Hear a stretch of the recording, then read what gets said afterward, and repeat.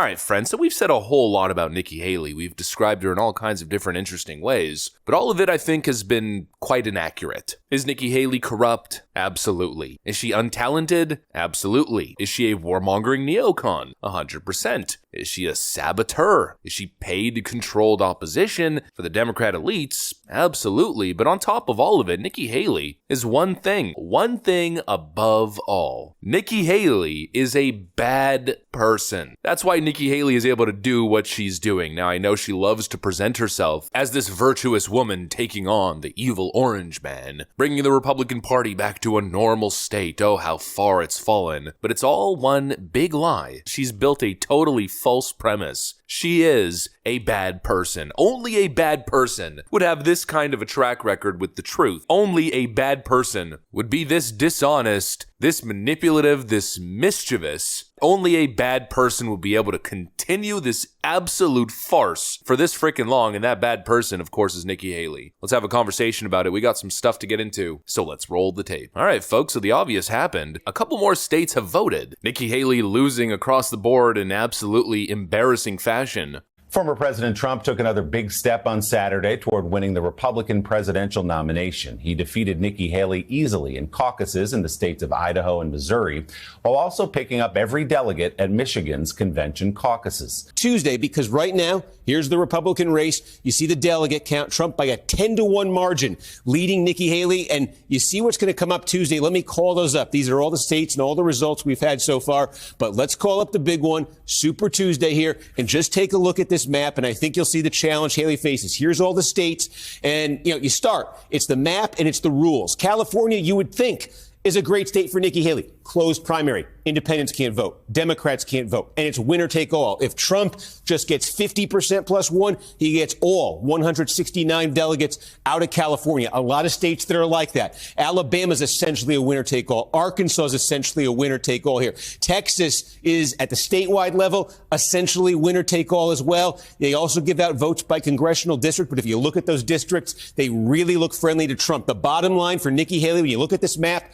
40% is not going to cut it. Unless she's winning states, winning multiple states on Tuesday, she's going to get buried in a delegate avalanche, Kristen. It's the same thing that we've been saying. Haley is getting absolutely frickin' trounced, BTFO'd, destroyed. So at this point, you would think that Nikki Haley would have gotten the memo that obviously nobody wants her. She's unwanted, unliked, unpopular. But of course not. That's not what a sociopathic narcissist does. A major narcissist digs their heels in and continues the charade. Have you taken the prospect, the possibility of endorsing him off the table at this point? It's not anything I think about. What I have said is it off the table, Ambassador? It sounds like you are in a different place. Are people misinterpreting what you're saying? Have you moved to a place where you're no longer planning to endorse him? Well, I think, first of all, if you talk about an endorsement, you're talking about a loss. I don't think like that. When you're in a race, you don't think about losing. You think about continuing to go forward. What I can tell you is I don't think Donald Trump or Joe Biden should be president. I don't think that we need two candidates in their 80s. I don't think we want a Joe Biden who calls his opponents fascists or a Donald Trump who calls his opponents vermin. No one wants that. I think people want a new generational leader that is going to go back to what the American dream is, what we want for our kids, in a place that's something that we can be proud of again. Let me try it this way. You did sign a pledge, an RNC pledge, to support the eventual nominee. Do you still feel bound by that pledge? I have always said that I have serious concerns about Donald Trump. I have even more concerns about Joe Biden. So is that a no? Are you bound by the RNC pledge? The RNC pledge, at the time of the debate, we had to take it to where would you support the nominee? And you had to, in order to get on that debate stage, you said yes. The RNC is now not the same RNC. Now it's So you're no Trump's longer bound by that pledge? No, I think I'll make what decision I want to make, but that's not something I'm thinking about. And I think that while y'all think about that, I'm looking at the fact that we had thousands of people in Virginia. We're headed to North Carolina. We're going to continue to go to Vermont and Maine and all these states to go and show people that there is a path forward. And so I don't look at what ifs.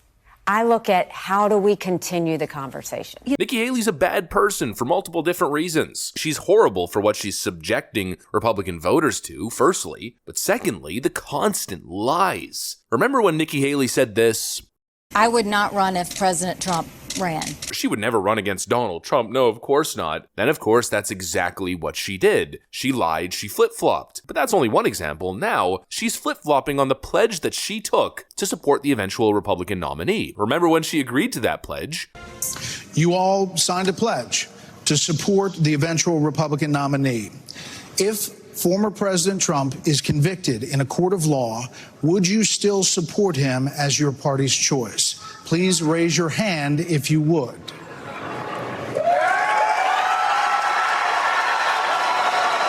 Not to mention, to even get on that debate stage in the first place, the RNC required that you sign a pledge fully committing to supporting the eventual nominee of the party. Nikki Haley now pulls out of that promise. That is who Nikki Haley is. She loves to present herself as just an honest woman, trying to do what needs to be done for her country and her party. Give me a frickin' break, especially the party part. Her shtick these days is that the Republican Party needs her. She says that as she's actively doing everything in her power to benefit Democrats and hurt Republicans moving into the general. I mean, for Pete's sakes, Democrats are actively applauding her as a Democrat plant. Do you think that Haley or Trump would be easier to beat for him? Well, first of all, I think she's one of our better surrogates, so I hope she stays in. I hope she does well tomorrow. All the nasty stuff she says about Trump. She's spot on 99% of it. So I'm enjoying this primary, and I hope it continues. So I wish her luck. Do you think that it is time for Nikki Haley to drop out of the race? And do Democrats want the general election to begin in earnest? Well, I don't know why Democrats would want her out of the race. She's one of our better surrogates.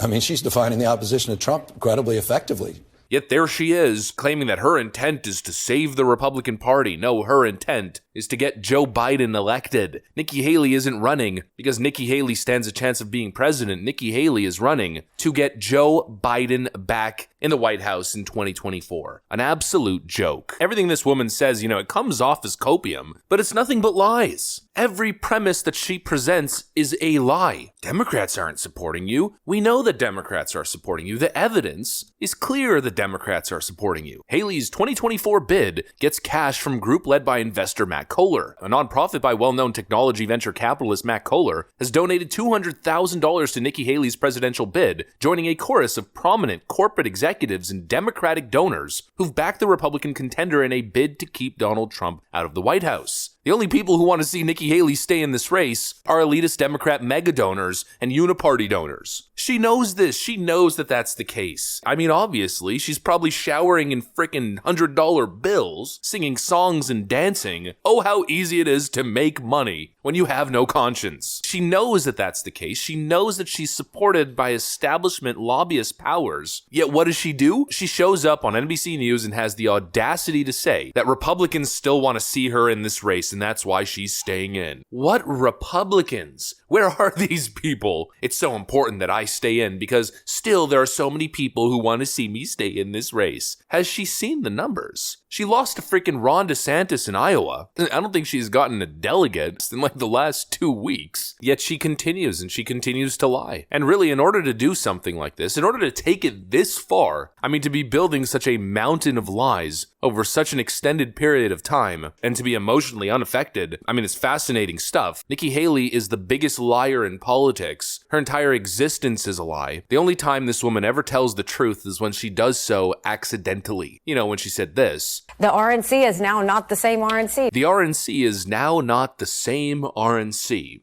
She was implying something different, but in a way, she is correct. It's not your granddad's Republican Party. It's a new Republican Party, a new conservative movement. And you, Nikki Haley, well, you're simply not invited. Because patriots everywhere can see right through you like a sheet of glass. I think most people can see right through you, and honestly, you're pledging to rescind your promise and not endorse Donald Trump in the end. After all the damage that you've done to your public image, I think that might be the first positive thing to come out of this whole ridiculous joke of a campaign. Please do not endorse Donald Trump. Simply go away and fade into irrelevancy. I simply cannot wait for this multi-million-dollar massive grift campaign to end for good. Nikki the liar strikes again. Nobody's surprised. She's the absolute worst. Anyways, that's pretty much what I got for you guys. Hopefully you enjoyed it. If you did, make sure to leave a like and possibly subscribe to the channel. Thanks for watching, and I'll see you on the next one.